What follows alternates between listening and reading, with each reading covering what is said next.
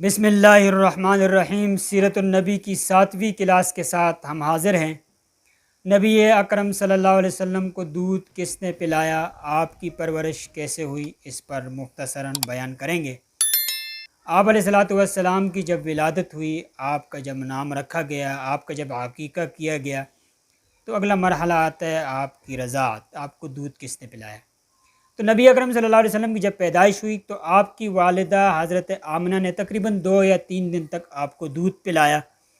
حضرت آمنہ کے دودھ پلانے کے بعد آپ کو دودھ حضرت ثویبہ نے دودھ پلایا۔ حضرت ثویبہ ابو لہب کی آزاد کردہ کنیزہ ہیں۔ یہ ابو لہب کی کنیز تھی۔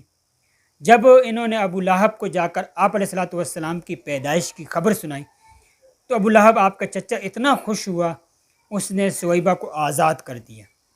اسی ثویبہ نے آپ علیہ السلام کو 2-4 دن تک دودھ پلایا، اور یہی اسی ثویبہ نے انہوں نے آپ سے بیشتر آپ کے چچا یعنی آپ سے پہلے آپ کے چچا حضرت حمزہ کو بھی دودھ پلایا۔ اس لیے حضرت حمزہ رضی اللہ تعالیٰ عنہ آپ کے چچا بھی تھے، آپ کے رضائی بھائی بھی تھے۔ انہی ثویبہ نے بعد میں ابو سلمہ کو بھی دودھ پلایا، اور ابو سلمہ ام سلمہ کے خاون ہیں۔ ابو سلمہ جب فوت ہوئے تو ام سلمہ نبی اکرم صلی اللہ علیہ وسلم کی نکاح میں آئی تھی۔ عرب کے ہاں ایک دستور تھا کہ وہ اپنے بچوں کو دودھ پلانے کے لیے دیہاتوں کو سلیکٹ کرتے تھے، یعنی وہ دیہات میں بچوں کی تربیت اور بچوں کو دودھ پلانے کے لیے پسند کرتے تھے۔ اس کی وجہ یہ بیان کی جاتی تھی کہ جس بچے کی پرورش دیہات میں ہوتی ہے اس کی زبان خالص ہوتی ہیں، فصیح ہوتی ہیں، بلیغ ہوتی ہیں۔ یہی وجہ ہے کہ ایک صحابی نے نبی اکرم صلی اللہ علیہ وسلم سے پوچھا کہ اے اللہ کے رسول، آپ کی زبان بہت فصیح و بلیغ ہے، تو آپ نے فرمایا اس لیے کہ میری پرورش بنی سعد میں ہوئی ہیں۔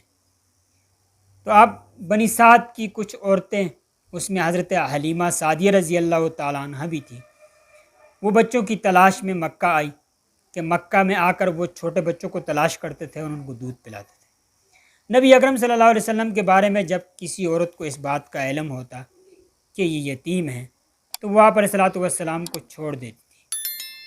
وہ یہ سوچتی تھی جب بچہ یتیم ہے تو اس کی اجرت کون دے گا، لیکن افسوس کہ عورتوں کو یہ معلوم نہیں تھا کہ یہ بچہ یتیم نہیں بلکہ در یتیم تھا۔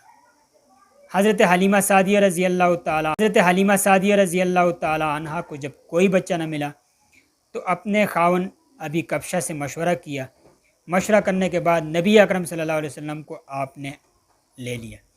اس سے آگے حضرت حلیمہ کے بیان ایسا ہے۔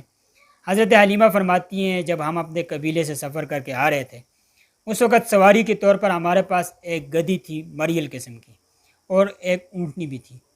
قحط کا یہ عالم تھا کہ تھنوں میں دودھ نہیں ہوتا تھا، چلنے میں وہ بڑی کمزور تھی، لیکن جب آپ علیہ السلام کو آپ لیا تو میری وہی سواری جو سب سے پیچھے تھی واپسی میں سب سے آگے تھی۔ یہاں تک کہ لوگ بھی پوچھتے تھے کہ حلیمہ کیا ہوا ہے کہ آپ کی سواری اتنی تیز ہو گئی ہے۔ حضرت حلیمہ فرماتی ہیں نبی اکرم صلی اللہ علیہ وسلم کو جب میں نے گود لیا تو آپ علیہ السلام کی برکات اتنی زیادہ ہوئی کہ ہمارے وہی جانور جو دن بھر چرتے تھے جب واپس آتے تھے ان کے تھن خالی ہوتے تھے، ان میں دودھ نہیں ہوتا تھا، لیکن آپ علیہ السلام کی آنے کی وجہ سے ان کے تھن دودھوں سے بھر جاتے تھے۔ میں بھی پیتی تھی اور ابھی کبشہ کو بھی پلاتی تھی، اور آپ علیہ السلام کے جو رضائی بھائی عبداللہ تھے ان کو بھی پلاتی تھی، خود بھی پیتی تھی، آپ علیہ السلام کو بھی پلاتی تھی۔ تو پورے بنی سعد کے اندر یہ بات مشہور ہوئی کہ حضرت حلیمہ کی بکریاں اتنی تر و تازہ رہتی ہیں، آپ کے جانور اتنے تر و تازہ رہتے ہیں۔